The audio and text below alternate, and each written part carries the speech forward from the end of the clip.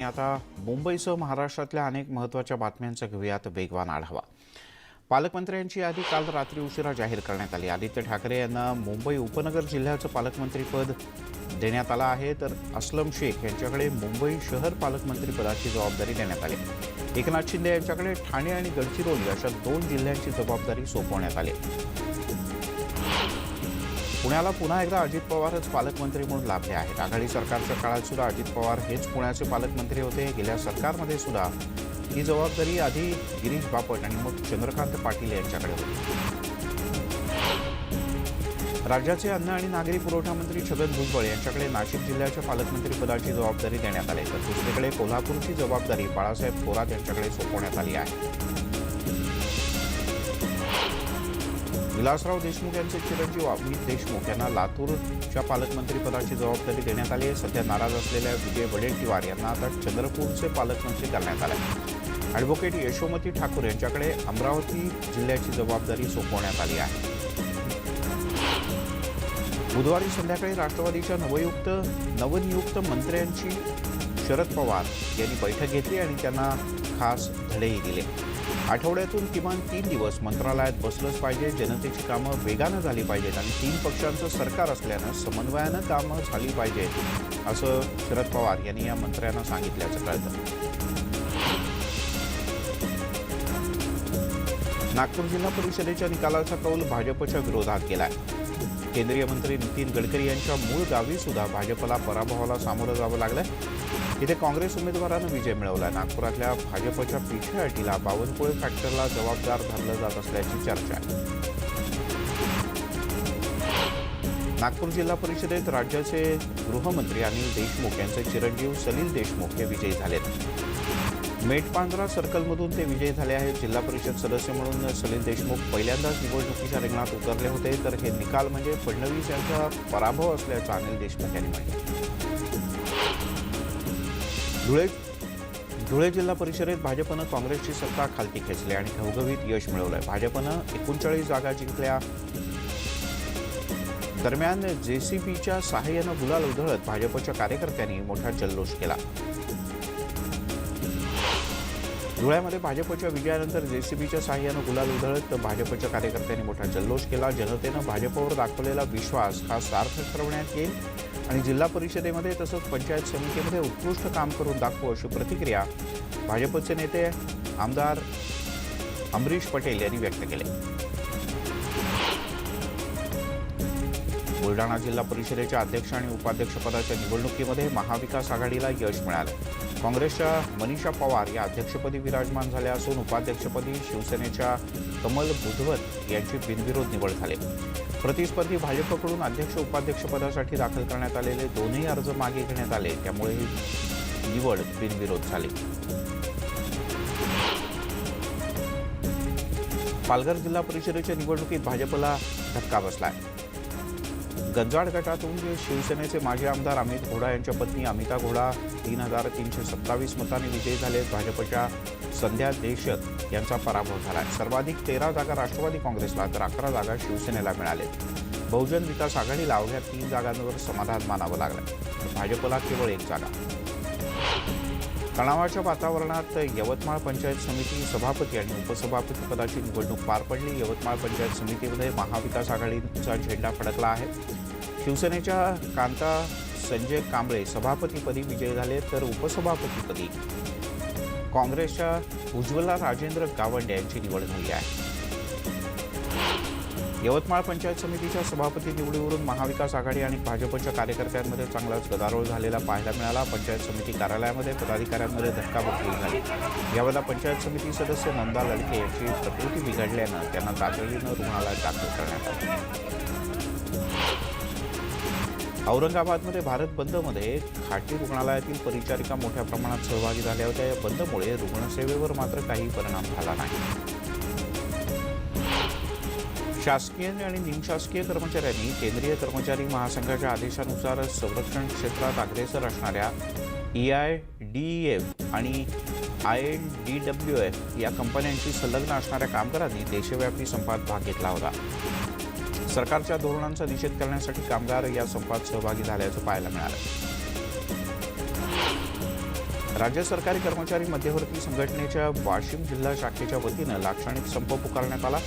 यावेळेला शहरातील जिल्हाधिकारी कार्यालयासमोर कर्मचाऱ्यांनी निदर्शनं केली। केंद्र आणि राज्य सरकारच्या कामगार विरोधी धोरणाला हाणून पाडण्यासाठी राज्य सरकारी कर्मचारी यांनी या संपामध्ये सहभाग घेतला।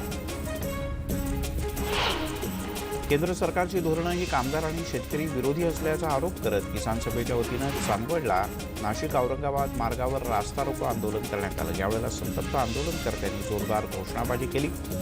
सुमारे 1 तास चाललेल्या रास्ता रोकोमुळे नाशिक औरंगाबाद मार्गावर वाहनांच्या लांबच लांब रांगा लागल्या होत्या। नवीन अंशदायी पेन्शन योजना बंद करून 1982 ची जुनी पेन्शन योजना पूर्व लागू करावी या मागणीसाठी गोंदियामध्ये आज सर्वच विभागाचे कर्मचारी जुन्या पेन्शन योजनेच्या समर्थनार्थ आंदोलन करतात। उपविभागीय अधिकारी कार्यालयावर हजारोंच्या संख्येनं मोर्चा काढून आंदोलन करण्यात आलं। यावेळेला राज्य सरकारच्या वतीनं पेन्शन योजना रद्द करून जुनीच पेन्शन योजना लागू करावी अशी मागणी आंदोलनकर्त्यांनी केली। नंदुरबार जिल्हा परिषदेच्या सत्तेच्या सारीपाटात अवघ्या 7 गटांमध्ये विजय मिळवलेल्या शिवसेनेकडे सत्तेच्या चाव्या आल्या। अशातच निवडणुकीच्या पूर्वी महाआघाडीचा आदेश आला होता, पण काँग्रेस आणि सेना स्वतंत्र लढले। भाजप आणि काँग्रेसला समसमान 23 जागा मिळाल्या। त्यामुळे आता नेमकी आघाडी कशी होते पाहणं महत्त्वाचं। पंढरपूर शहर पोलिसांनी रायझिंग डे निमित्त एक वेगळं प्रदर्शन भरवलं होतं। हे प्रदर्शन होतं बंदुकांचं। 2 दिवस या प्रदर्शनाला सुमारे 2000 विद्यार्थी आणि सर्वसामान्य नागरिकांनी मोठ्या संख्येनं भेट दिली।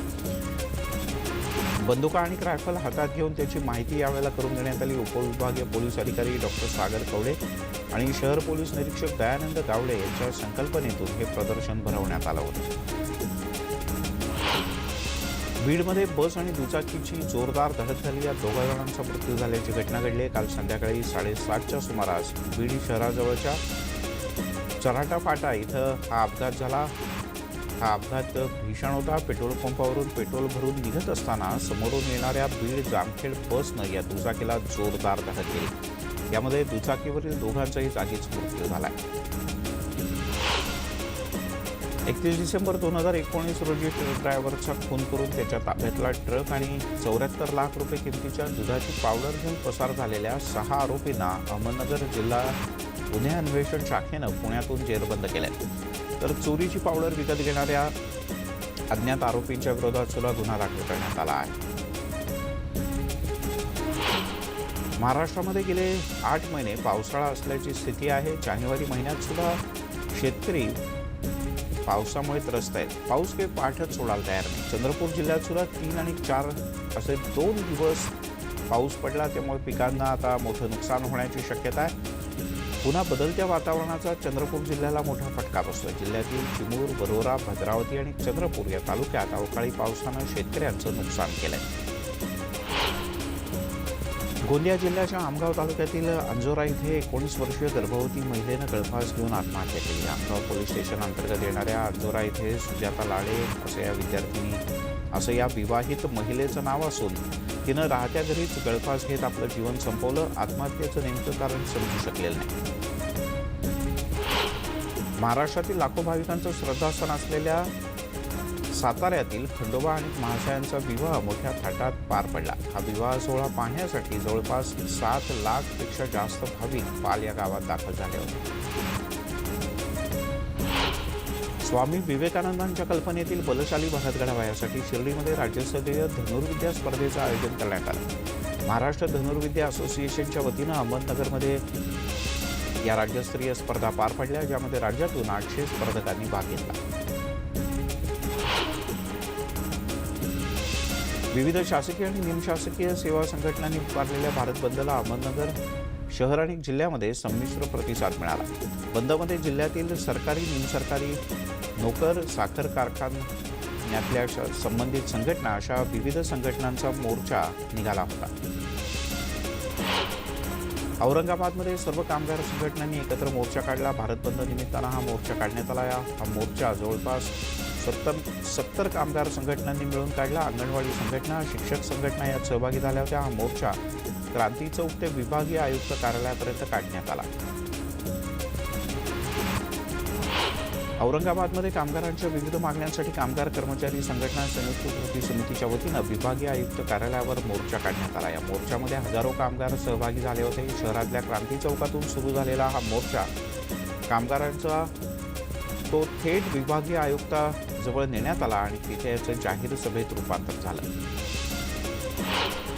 देशव्यापी संपाच्या निमित्तानं कामगार आणि कर्मचाऱ्यांनी नांदेडमध्ये मोर्चा काढला. महात्मा फुले यांच्या पुतळ्यापासून हा मोर्चा जिल्हाधिकारी कार्यालयापर्यंत काढण्यात आला. या मोर्चामध्ये डाव्या संघटनांसह आयटक, हिंद मजदूर सभा यासह अन्य अनेक संघटना सहभागी झाल्या होत्या. मोर्चामध्ये हजारोंच्या संख्येनं कामगार आणि शासकीय कर्मचारी सुद्धा सहभागी झाले. केंद्र सरकारच्या कामगार विरोधी धोरणांचा निषेध करण्यासाठी सीटू संघटनेनं जालन्यामध्ये मोठा मोर्चा काढला. शहरातील गांधी चमनपासून या मोर्चाला सुरुवात करण्यात आली. शनी मंदिर मार्गे जिल्हाधिकारी कार्यालयावर हा मोर्चा नेण्यात आला. केंद्र सरकारच्या धोरणाविरोधात डाव्या पक्षाकडून भारत बंदचं आवाहन करण्यात आलं होतं. यावेळेला सोलापूर शहरासह जिल्ह्याभरात रास्ता रोको आंदोलन करण्यात आलं. यावेळेला कॉम्रेड नरसय्या आडम मासर यांच्या नेतृत्वाखाली शहरातल्या गुरु नानक चौक, कुंभारी रस्ता या ठिकाणी सुद्धा रास्ता रोको आंदोलन करण्यात आलं.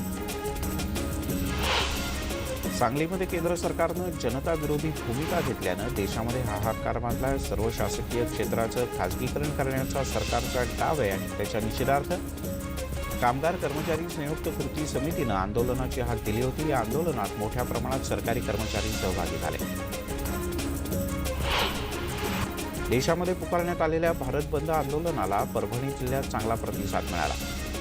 या बंदच्या समर्थनार्थ स्वाभिमानी शेतकरी संघटनेच्या वतीनं चक्काजाम आंदोलन सुद्धा करण्यात आलं. भारत बंदला नांदेडमध्ये संमिश्र प्रतिसाद मिळाला. शहरातल्या व्यापाऱ्यांनी स्वतः आपली दुकानं यावेळेला बंद ठेवली. बंदमुळे बाजारात काही ठिकाणी शुकशुकाट पाहायला मिळत होता. विशेष करून मुस्लिम बहुल भागांमध्ये कडकडीत बंद पाळण्यात आला. स्वाभिमानी शेतकरी संघटनेच्या वतीनं जालन्यातल्या वाडी गोजरी इथे रास्ता रोको करण्यात आला. शेतकऱ्यांना विनाअट कर्जमाफी द्यावी तसंच जिल्ह्यामध्ये अतिवृष्टीमुळे नुकसान झालेल्या फळबागांना 18,000 रुपयांची मदत द्यावी यासह अनेक मागण्या शेतकरी संघटनेकडून करण्यात आल्या आणि त्याच्या समर्थनार्थ शेतकरी मोठ्या संख्येनं रास्ता रोकोमध्ये सहभागी झाले होते.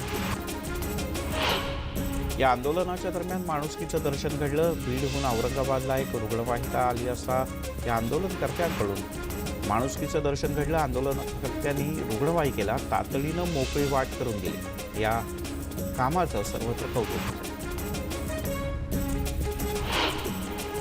शहापूरमध्ये सीटू संघटनेनं रास्ता रोको आंदोलन केलं. या रास्ता रोको आंदोलनामुळे बराच वेळ परिसरातल्या वाहनांची कोंडी झाली होती. बहुजन क्रांती मोर्चामध्ये हजारोंच्या संख्येनं नागरिक सहभागी झाले होते. सीए आणि एनआरसीच्या विरोधात हा मोर्चा काढण्यात आला. भुसावळच्या सर्व मध्यवर्ती भागातून हा मोर्चा निघाला होता. जिल्हाधिकाऱ्यांना नंतर निवेदन देण्यात आलं. बुलढाण्यामध्ये वरवंड फाट्याजवळ स्वाभिमानी शेतकरी संघटनेनं रास्ता रोको आंदोलन केलं. बुलढाण्यामध्ये रविकांत तुपकर यांच्या नेतृत्वात हे आंदोलन करण्यात आलं. राज्य शासनातील तीनही पक्षांनी शेतकऱ्यांचा सातबारा कोरा करावा, वीज बिल माफ करावं यासह विविध मागण्यांकरता हे आंदोलन करण्यात आलं. केंद्र सरकारच्या एनआरसी आणि सीए कायद्याच्या विरोधात बहुजन क्रांती मोर्चाकडून देण्यात आलेल्या देशव्यापी आंदोलनाचा एक भाग म्हणून सांगलीमधून भव्य मोर्चा काढण्यात आला. बहुजन क्रांती मोर्चाकडून सांगलीमध्ये हा मोर्चा काढण्यात आला. कायद्याला कडाडून विरोध करण्याचा निर्धार यावेळेला उपस्थितांनी व्यक्त केला.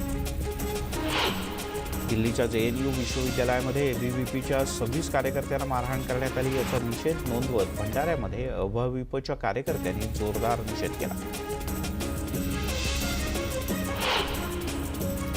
देशातील शेतकरी कामगार संघटना आणि विद्यार्थी संघटनांच्या वतीनं विविध मागण्यांच्या संदर्भात देशव्यापी बंदची हाक देण्यात आली होती. या संपाला जाहीर पाठिंबा देण्यासाठी हजारो कामगारांनी जिल्हाधिकारी कार्यालयावर मोर्चा काढला. शिर्डीत सुद्धा शेतकऱ्यांच्या विविध मागण्यांसाठी शेतकरी संघटनेच्या तर्फे आंदोलन करण्यात आलं. किसान सभेचे अजित नवले यांच्या नेतृत्वाखाली अहमदनगर जिल्ह्यातील अकोले इथे तहसील कार्यालयावर मोर्चा काढण्यात आला. भाजप सरकारच्या विरोधातील विविध निर्णयांच्या बद्दल अहमदनगर जिल्ह्यातल्या श्रीरामपूर इथे कामगारांच्या वतीनं देशव्यापी आंदोलन सुरू करण्यात आलं. या बंदला पाठिंबा देण्यासाठी विविध कामगार संघटनांच्या वतीनं इथे मोर्चा काढण्यात आला.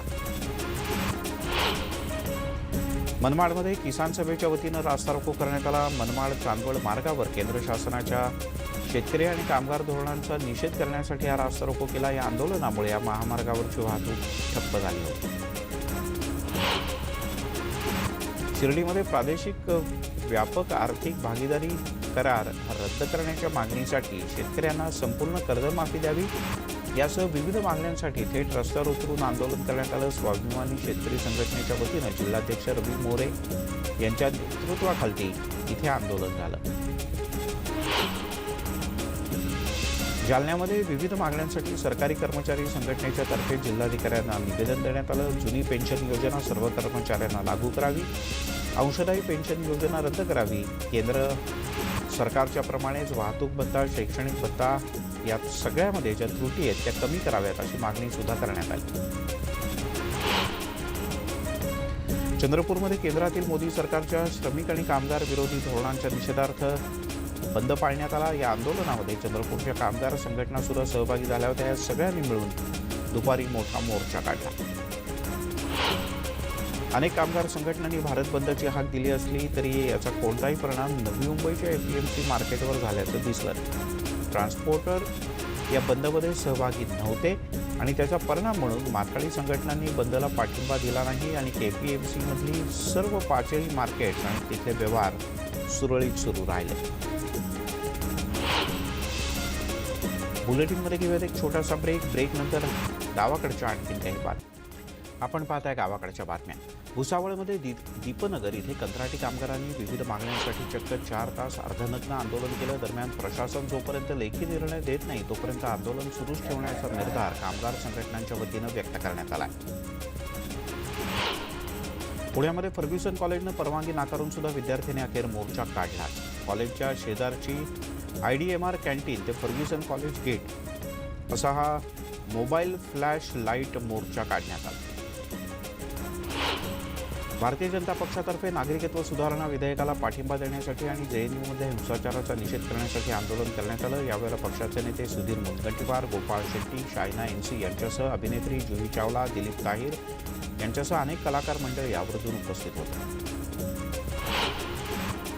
वर्ध्यातही विविध मागण्यांसाठी आयटक, अंगणवाडी, बालवाडी, महसूल तसंच इतर विविध विभागातल्या कर्मचाऱ्यांनी आंदोलन केलं. यावेळेला संपात सहभागी कार्यकर्त्यांना आणि कर्मचाऱ्यांना अचानक आलेल्या पावसानं झोडपून काढलं तरी संपकऱ्यांचा, आंदोलनकर्त्यांचा उत्साह हा कायम राहिला. शेतकऱ्यांच्या मागण्यांसाठी जर कोणी अंगावर आलं तर त्याला शिंगावर घेऊ असा इशारा स्वाभिमानी शेतकरी संघटनेचे माजी खासदार राजू शेट्टी यांनी दिला. स्वाभिमानी शेतकरी संघटनेकडून ग्रामीण महाराष्ट्रात बंदची हाक काल देण्यात आली होती आणि त्याला अनेक ठिकाणी उत्स्फूर्त प्रतिसाद मिळाला आणि या बंदच्या दरम्यान राजू शेट्टी यांनी हे विधान केलं. SC/ST कर्मचाऱ्यांच्या राजकीय आरक्षणाला मुदतवाढ देण्यात आली. राज्याच्या विधिमंडळामध्ये एकमतानं याबद्दलच्या विधेयकाला मंजुरी देण्यात आली. ज्या समाजाला लोकशाहीच्या मंदिरात येण्याची संधी मिळत नाही त्यांच्यासाठी हे विधेयक अतिशय महत्त्वाचं असल्याचं विधान मुख्यमंत्री उद्धव ठाकरे यांनी केलं. नाराज काँग्रेस मंत्री विजय वडेट्टीवार यांनी विशेष अधिवेशनाला सुद्धा दांडी मारली. खातेवाटपावरून वडेट्टीवार नाराज असल्याची जोरदार चर्चा सुरू आहे. पहिल्या मंत्रिमंडळ बैठकीला सुद्धा विजय वडेट्टीवार यांनी दांडी मारली होती. पृथ्वीराज चव्हाण यांना चौथ्या रांगेमध्ये बसवून अपमान केला गेलाय असं सुधीर मुनगंटीवार यांनी म्हटलं. पृथ्वीराज चव्हाण यांचा राज्य मंत्रिमंडळात सहभाग न केल्याबद्दल सुद्धा भाजपचे नेते सुधीर मुनगंटीवार यांनी काँग्रेसवर आणि सरकारवर टीका केली. राज ठाकरे यांची आमच्यासारखी वैचारिक भूमिका असेल तर भाजप आणि मनसे युती शक्य असल्याचं सुधीर मुनगंटीवार यांनी म्हटलं आहे. हे एक अतिशय मोठं विधान आहे. देवेंद्र फडणवीस आणि राज ठाकरे यांची गुप्त भेट झाली, बैठक झाली. यानंतर मुनगंटीवार यांनी एक प्रकारे अशा युतीचे संकेतच दिले आहेत. एक छोटासा ब्रेक घेऊयात. पाहत राहा न्यूज 18 लोक. महामार्गावर गॅसने भरलेला टँकर पलटी झाला. या अपघातामुळे एका बाजूची वाहतूक पूर्णपणे खोळंबली होती. साळवेश्वर टोल नाक्याजवळ हा टँकर पलटी झाला. टँकरचा टायर फुटल्यानं दुभाजक फोडून हा टँकर रस्त्यावर उलटला होता. पोलीस स्थापना दिवस म्हणजे रायझिंग डेच्या निमित्तानं परभणी शहरातून पोलीस दलानं भव्य असा पोलीस मार्च काढत मोठं शक्ती प्रदर्शन केलं. शहरातील विविध बाजारांपासून हा मार्च सुरू झाला आणि बाजारपेठेतून जिल्हाधिकारी कार्यालयापर्यंत नेण्यात आला. पुणे नगर महामार्गावर शिरूर इथे खासगी प्रवासी वाहतूक करणारी बस आणि अवजड कंटेनर यांच्यात भीषण अपघात झाला. या अपघातामध्ये 6 प्रवासी गंभीररीत्या जखमी झाले असून त्यातल्या एकाची प्रकृती गंभीर असल्याचं कळतं. रायगड जिल्ह्यातील आंबेत घाटामध्ये रिक्षाचा अपघात झाला. या रिक्षामध्ये ऑस्ट्रेलियाहून आलेले काही पर्यटक प्रवास करत असताना हा अपघात झाला. घाटाचा वळण रस्ता अतिशय कठीण होता. त्यावर रिक्षा चालकाचं नियंत्रण रिक्षावरचं सुटलं आणि हा अपघात घडला अशी माहिती मिळते.